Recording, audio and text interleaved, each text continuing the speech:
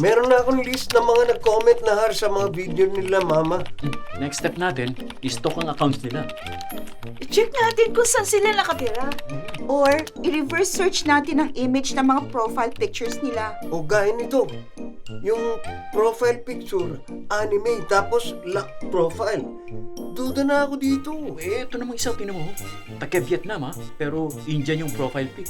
Uy, ito, tanawa. 5 sa kanila galing sa isang company. Conspiracy yan. Works at di sa puso mo. Lola Beth naman eh. Lolo Imo, total, hilig mo yung conspiracy niyan eh. Sino sa tingin mong may gawa nito?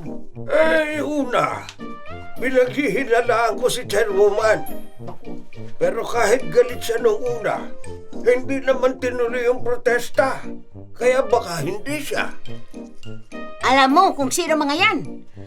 Yung mga dancer na tinalo nila sa barangay sa gilid. Pero, Lola, sabi nila Mama, kasama daw nila yan sa feeding program.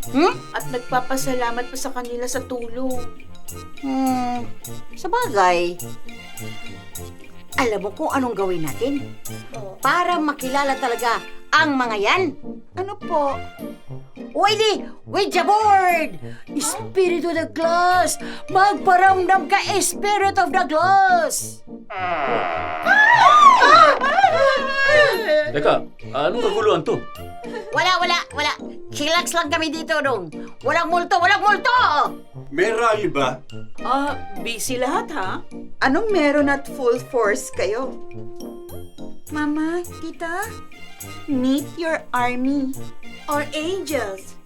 Nandito kami para ipagtanggol kayo sa mga basher na yan. Salamat mga anak. Pero sa tingin nyo ba, necessary ito? Ano bang ma-achieve pag nag-discover natin kung sino yung mga bashers namin? Iko-confront ba natin sila? Or, mas better ba na ignore natin? Kasi hindi naman tama ang sinasabi nila.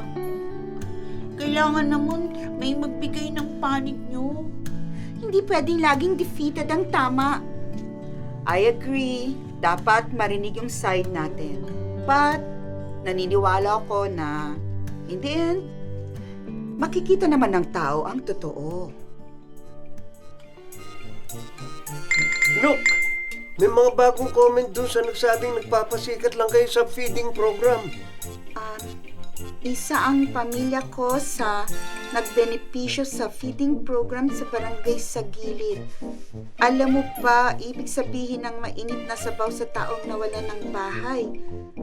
Alam mo ba yung wala ka pang tulog at halos panawan ka na ng ulirat? Tapos may nagluto para sa'yo. Ha? Ito pa. Yung mga binabash nyo, nakakatulong. Ikaw, anong silbi mo? Diyan tayo magaling. Sa pagmamagaling. Subukan mong sabihin yan sa kanila dito sa harap namin. Pakakainin kita ng left and right. Cancel this basher. Normalize goodwill. I-report natin ang bully behavior ng account na ito. Kinukuyog na siya. Ito, matindi to. Pag nakilala ka namin, susugurin kita at bibigyan ng 100 lashes. Beth, Lola, ikaw to, no? Ma? Tigulang na ka? Huwag ka nang makicomment. Lashes lang naman yan eh. Bigyan ko pa siya ng eyelashes eh. 100? Ay, mabigat yun sa mata. Ma? See? Hindi natin kinailangan tayo mismo yung gumalaw para ipagtanggol ang sarili natin. And also, we should not celebrate dahil na-bash yung basher. Ang mabuting gawa, parang damit na bagong laban ng surf. Kitang-kita ang kaputian, tangkain mang dumihan ng kasamaan. Yung amoy ng intriga at kulob ng malisya, tanggal sa surf. Alam nyo, para lalo sila maasar, ituloy nyo lang yung mabuting gawain. Mapapagod din yan o magbabago ng pananaw. Basta sa bawat bash sa atin. Good deed ang isusukli natin. Teka, si Kapitana. Hello? Kapitana? Ha? Talaga po? Sige po. Sasabihin ko sa kanila. Guys, may good news tayo!